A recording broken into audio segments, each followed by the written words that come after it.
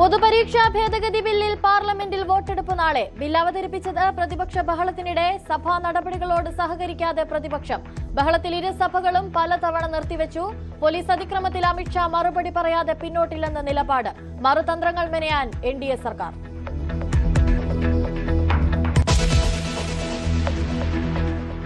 കേന്ദ്ര സർക്കാരിനെതിരെ വീണ്ടും സിജെപി. സമരക്കാർക്കെതിരെ എടുത്ത കേസുകൾ പിൻവലിക്കുമെന്ന ഉറപ്പുകൾ പാലിക്കുന്നില്ല. സർക്കാർ വാക്ക് പാലിച്ചില്ലെങ്കിൽ സമരവുമായി മുന്നോട്ടെന്നും മുന്നറിയിപ്പ്. വാർത്താ സമ്മേളനത്തിൽ കപിൽ സിബലും.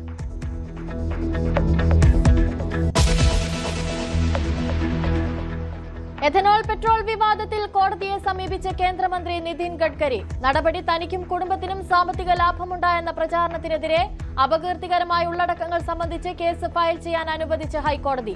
4 സോഷ്യൽ മീഡിയ ഇൻഫ്ലുവൻസർമാർക്കെതിരെ നാഗ്പൂരിൽ എഫ്ഐആർ.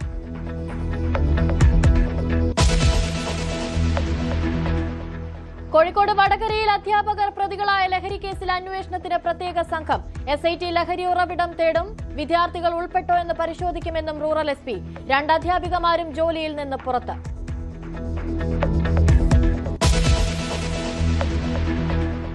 ഡെന്റൽ വിദ്യാർത്ഥി നിതിൻ രാജിന്റെ ആത്മഹത്യയിൽ ഡോക്ടർ MK റാമിനെ കസ്റ്റഡിയിൽ വിട്ടു. 5 ദിവസം ക്രൈംബ്രാഞ്ചിന്റെ കസ്റ്റഡിയിൽ. കൂടുതൽ ചോദ്യം ചെയ്യും.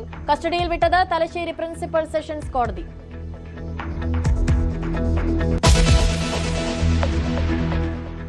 തലസ്ഥാനത്തെ ഞെട്ടിച്ച വഞ്ചിയൂർ കൊലപാതകം മുൻവൈരാഗ്യം മൂലമെന്ന പോലീസ്. കൊല്ലപ്പെട്ട വൈശാഖും പ്രതികളും തമ്മിലുണ്ടായിരുന്നത് വഴിത്തർക്കം.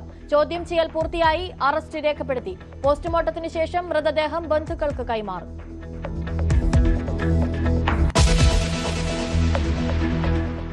വിജയ്ക്ക് പിന്നാലെ ധനുഷും രാഷ്ട്രീയത്തിലേക്കെന്ന സൂചന. ആരാധകരുടെ ഒത്തൊരുമ ജനസേവനത്തിനായി വിനിയോഗിക്കണമെന്ന താരം. ധനുഷിന്റെ രാഷ്ട്രീയ താൽപര്യം സജീവ ചർച്ചയാക്കി തമിഴ്നാട്.